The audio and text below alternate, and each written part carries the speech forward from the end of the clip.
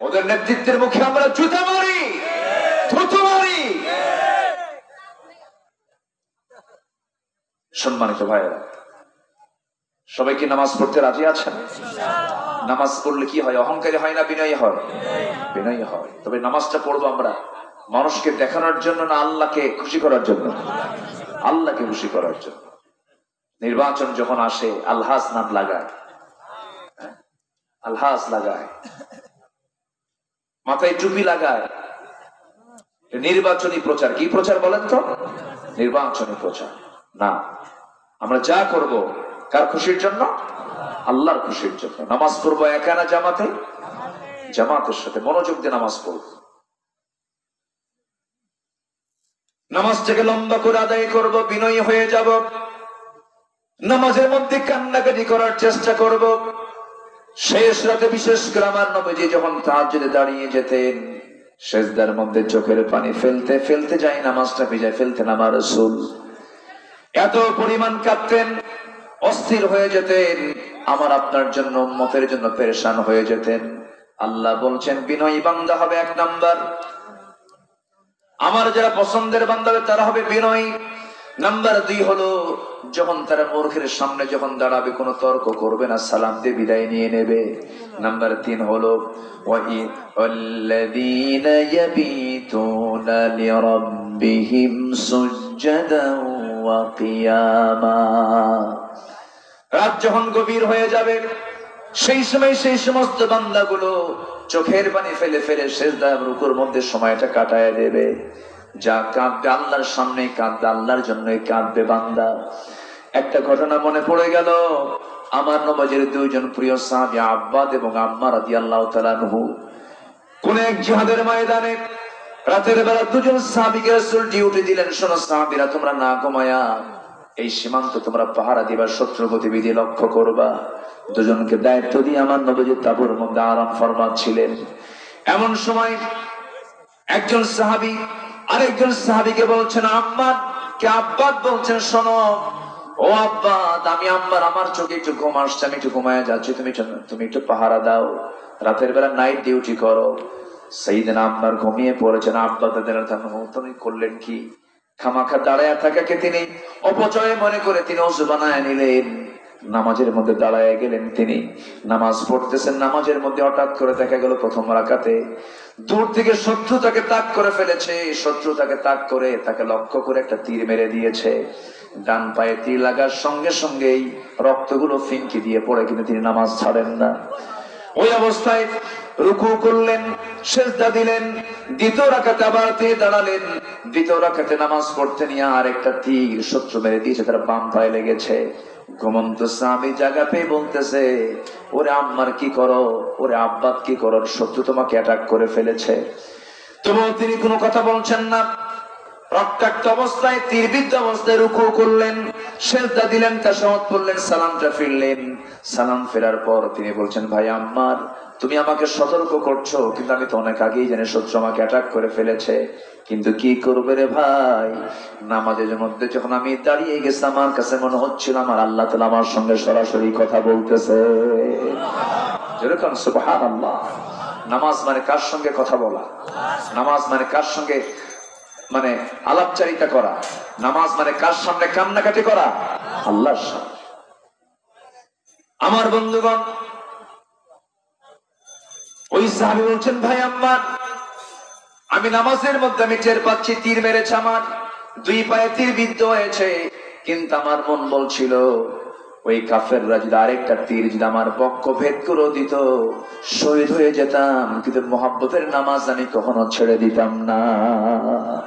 যেরকম সুবহানাল্লাহ। 3টা গুণ আমরা শিখে গেলাম। বিনয়ী যারা আল্লাহর পছন্দের বান্দা হবে, 1 নাম্বার বিনয়ী হবে। নাম্বার 2 হলো অজ্ঞদের সঙ্গে তর্ক না করে সালাম দিয়ে বিদায় নেবে সেই জায়গা থেকে। নাম্বার 3 হলো রাত জেগে জেগে সে ইবাদত করবে, কিয়াম সিজদা কিয়াম করবে। নাম্বার 4 হলো জাহান্নাম থেকে বাঁচার জন্য পাগলার মতো করে আল্লাহর সামনে কাঁদবে, আল্লাহর সামনে বেহায়ার মতো কাঁদবে। আমরা একমাত্র বেহায়া হব চাইতে নিয়ে কার কাছে? আল্লাহর কাছে। বারবার বলবো আল্লাহ মাফ করো, মাফ করো, মাফ করো। ঘন ঘন বলবো ইন্নাকা আফুফুন তুহিব্বুল আফওয়া, ইন্নাকা আফুউন তুহিব্বুল আফওয়া ফাআফু আন্না, এরকম করে দোয়া করব। নাম্বার 5 হলো যারা আল্লাহর পছন্দের বান্দা তারা অপচয় করবে না। অপচয় আজকে সমাজে আছে না নাই বলেন? অপচয় আছে।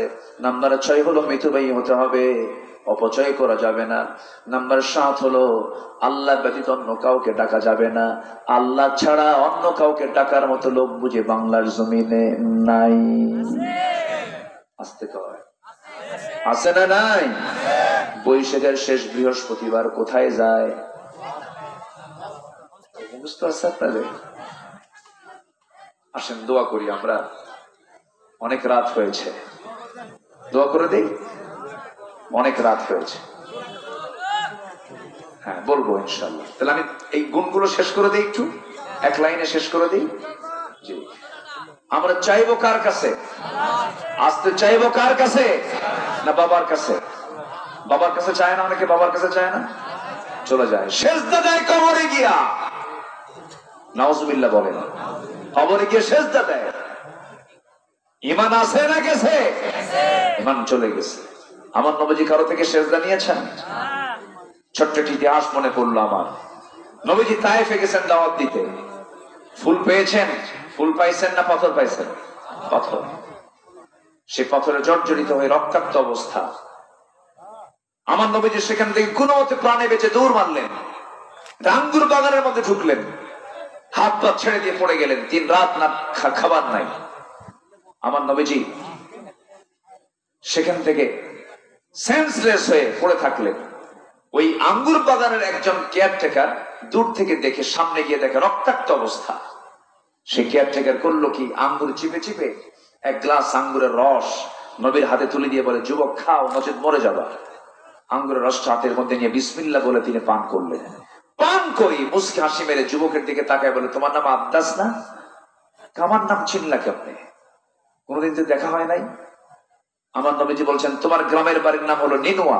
আমার গ্রামের বাড়ির নাম নিনোয়া, আপনি জানলেন কেমনে? আমার নবীজি বললেন, ও আব্দাস, তোমার গ্রামের নাম হলো নিনোয়া, কারণ আমি তো জানবোই, কারণ ওই গ্রামে জন্ম নিয়েছেন আল্লাহর পয়গম্বর ইউনূস আলাইহিস সালাতু ওয়াস সালাম। সঙ্গে সঙ্গে আব্দাস বলতেছে, নবীর খবর তোমার কাছে কেমনে গেল? তুমি কেমনে জানলাম? তোমার তো জন্ম আমার গ্রামে নয়। রাসূল বলছেন, আব্দাস রে, একজন নবীর খবর তো আর একজন নবীর কাছে থাকতেই পারে। আব্দাসের বুঝতে দেরি হলো না। হাত জাগায় দিয়া মস্তকটা নিম্নমুখী করে নবীর পায়ের দিকে হাত নিয়ে যে তাকে সেজদা দিয়ে ধন্য করবে, আমার নবীজি সরে দাঁড়ালেন। চট করে আব্দাসের 2টা হাত ধরে বুকের সঙ্গে বুক লাগায় বলছে, আব্দাস তুমিও বান্দা আমিও বান্দা। বান্দা কখনো বান্দার সামনে সেজদা দিতে পারে না। আব্দাস কালেমা পড়ে মুসলমান হয়ে গেছে। আল্লাহু আকবার বলেন। আমার নবী সেজদা নেননি। আমার নবীর কবরে কোনো সেজদা ডিপার্টমেন্টও নাই। যারা মদিনায় গেছেন কোন সেজদা আছে ওখানে? আর আমার দেশের মাজারে মাজারে কি সেজদা? সে মাজার গুলোর নাম কি জানেন? কুত্তা সার মাজার, বিড়াল সার মাজার, চাইল রহমতুল্লাহ আলাইহি। এরপরে বদনা যা বাথরুমে থাকে, বদনা সার মাজার। আল্লাহ বলছেন, কারো কাছে যাওয়া যাবে না, কারো কাছে চাওয়া যাবে না, চাইতে হবে কার কাছে? আল্লাহর কাছে। আল্লাহ তাআলা এরপরে 8 নাম্বার বলছেন, ওয়ালা ইয়াকতুলুন, কোন হত্যা করা যাবে না। হত্যা আমার দেশে নাই তো? আসতে বলে আছে না নাই? ইনজেকশন পুশ করে বিষ প্রয়োগ করে মানুষকে মারবেন, আল্লাহ আপনাকে ছাড়বেন না। আসতে বলবেন না, জোরে বলেন ঠিক কিনা? ছাড়বেন না, আল্লাহ ছাড়বেন না। আল্লাহর বিচার হয়তো আমরা মনে করতেছি যে কই আল্লাহ কি আছে নাকি, কিন্তু ধরে না, ধরলে আল্লাহ ছাড়ে না। আমার বন্ধুগণ, নাম্বার 9 হলো জিনা না করা। নাম্বার 10 হলো ওয়ালা ইয়াসনুন। নাম্বার 10 হলো তওবা করা। ইল্লা মান তাবা ওয়া আমানা ওয়া আমিলা সালিহান। আল্লাহ রাব্বুল আলামিন সুন্দর করে বলছেন। আল্লাহ রাব্বুল আলামিন 11 নম্বর আয়াতে সূরা ফুরকানের শেষ দিকে আল্লাহ রাব্বুল আলামিন বলছেন, إلا من تاب وآمن وعمل صالحا فأولئك يبدل الله سيئاتهم حسنات وكان الله غفورا رحيما আল্লাহ বলছেন যারা তওবা করবে, নাম্বার 11 যারা ঈমান আনবে, নাম্বার 12 যারা নেক আমল করবে, ভালো আমল যারা করবে, বোনের সম্পত্তি বোনকে বুঝাইয়া দেবে। এরকম ভাই তো বাংলার ঘরে ঘরে আছে। হ্যাঁ আছে, বাংলার ঘরে ঘরে আছে নাকি? বোনের সম্পত্তি বুঝে দেয়। এদেশের বোনরা যে কত জুলুমের শিকার, অনেক প্রশ্ন আমাদের স্টেজে জমা হয়। হুজুর ভাইটা হজ করছে, আমার জমির ধানের টাকা বেচে আছে না? আছে না? আছে। এগুলো কি নেক আমল না বদ আমল? বদ আমল। বোনকে ডাক দিয়ে কয় বোন রাগ করো না, অংশ নিলে কিন্তু ধ্বংস হয়। দেখছেন কি শয়তান থেকে ওয়াজটা করলো। ঈমান আছে, বদমাইশ সেগুলো। আল্লাহ বলছেন তুমি যদি নেক আমল করতে পারো, তোমার জীবন অর্জিত গুনাহগুলোকে আমি আল্লাহ সওয়াব দিয়ে ভরপুর করে দেব। এরপরে নাম্বার 13 হলো যারা মিথ্যা সাক্ষী দেবে না। আমার দেশে এমন সাক্ষীর জন্ম হয়েছে, ঘটনা 71, সাক্ষীর জন্ম হলো 76। রুহের জগৎ থেকে সাক্ষী দিছে, আছে না নাই? নাম্বার 14 হলো অনর্থক কথা কর্মকে যারা এড়িয়ে চলবে। নাম্বার 16 হলো, নাম্বার 15 হলো যে সমস্ত বান্দাগুলো শুধু নিজের জন্য দোয়া করবে না, পরিবারকে নিয়ে দোয়া করবে। সবাই বলেন রব্বানা হাব লানা মিন আজওয়াজিনা ওয়া যুররিয়াতিনা কুররাতা আ'য়ুনি ওয়াজআলনা লিল মুত্তাকিনা ইমামা। জোরে বলুন আল্লাহু আকবার। আল্লাহ নেক সন্তান দাও, নেক স্ত্রী দাও, এবং এমন সন্তান দিবা যে সন্তানগুলো হবে মুত্তাকিদের নেতা। আল্লাহু আকবার বলেন। চোরের নেতা না, কিসের নেতা? মুত্তাকিদের নেতা। এখন চোরের নেতা কম না বেশি? হ্যাঁ, আমাদের দেশে মানুষ বেশি না চোর বেশি? চোরই বেশি। তাই তো বিধবা ভাতার টাকা দেয় গভর্নমেন্ট, আর বিধবা ভাতার তালিকায় থাকে হলো তাজা চেয়ারম্যানের বউ। হ্যাঁ, কি দেখেন মানে খুঁজতেছেন কি চেয়ারম্যান আছে না? আপনার চেয়ারম্যান ভালো হতে পারে, কিন্তু আরো বদমাইশ কিছু আছে না? আছে না নাই? আমার দেশের টাকা দেশে থাকুক, চুরি করছিস দেশি রাখ, বিদেশে পাচার করছিস। আবার বলে আমরা দেশপ্রেমিক, পিটাইয়া সোজা করা দরকার বেদবদের। দেশে খা, দেশে রাখ, দেশে কিছু কর, বাইরে পাচার করে। আবার কয় দেশপ্রেমিক। আপনি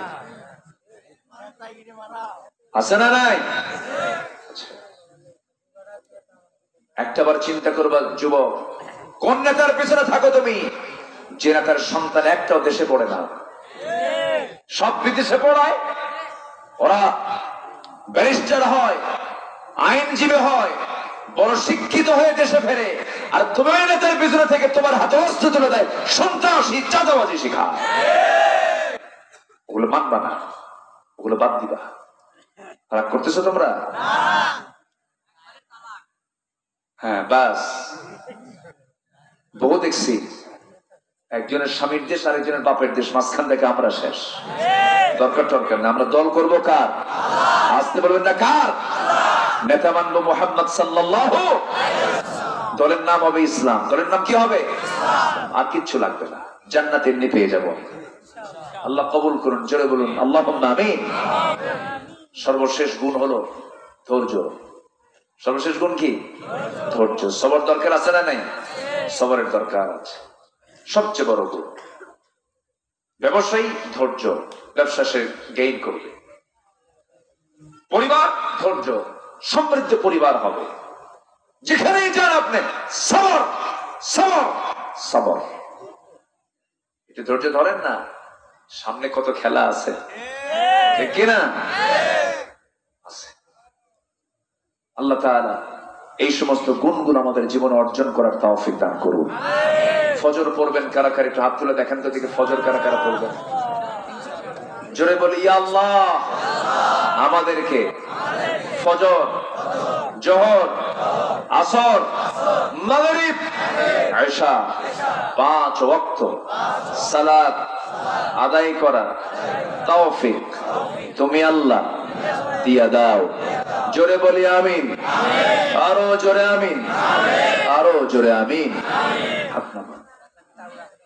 সম্মানিত ভাইয়েরা, মা বোন নাকি মাহফিল আছে? মা বোন, আচ্ছা, এদের এই এলাকার মায়েরা কি গায়ে কাপড় চোপড় রাখে তো নাকি? বোরকা টোরকা পড়ে? ঈদের দিন পার্লারে যায়, ময়দা লাগায়, ময়দা না আটা ময়দা, এগুলো করা যাবে না। আল্লাহ তুমি এলাকার মাদেরকে পর্দায় থাকার তৌফিক দিয়ে দাও, ইসলামী অনুশাসন মেনে চলার তৌফিক দিয়ে দাও, বেশি করে মোবাইল টেপার তৌফিক দাও।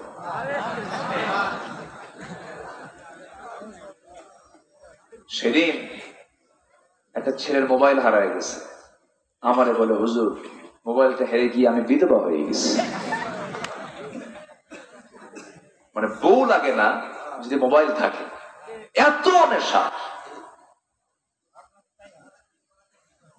চুয়াডাঙ্গা গেছে মাহফিলে, আমাকে এক মুরব্বী এসে বলে হুজুর আমার বড় মেয়ের জন্য দোয়া করেন, বড় মেয়েটাকে অনেক দূরে দিয়ে দিচ্ছে। কোথায়? কে? ঠাকুরগা। কে এত দূরে দিলেন কেন? ঘটককে। হুজুর মোবাইল।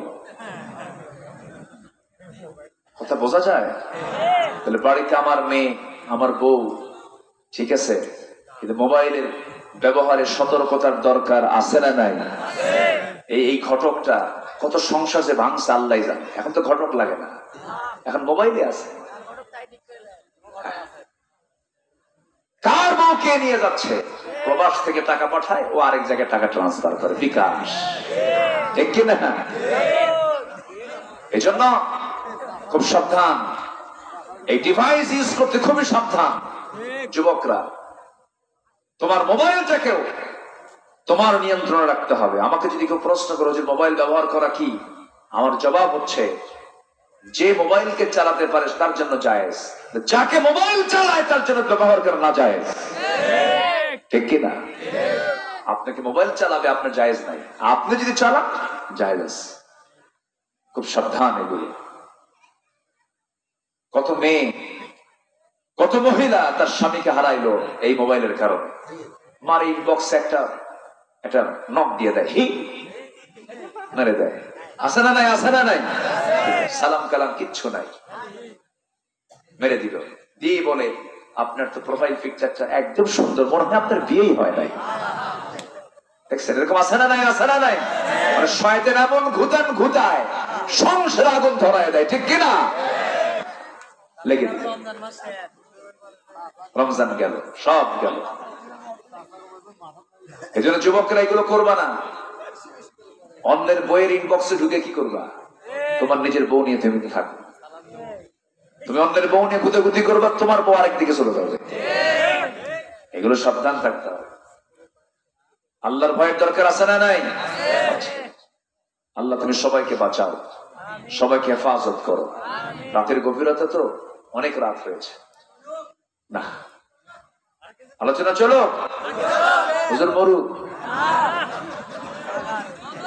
মামুন কই? মামুন গজল আছে, গজল আছে।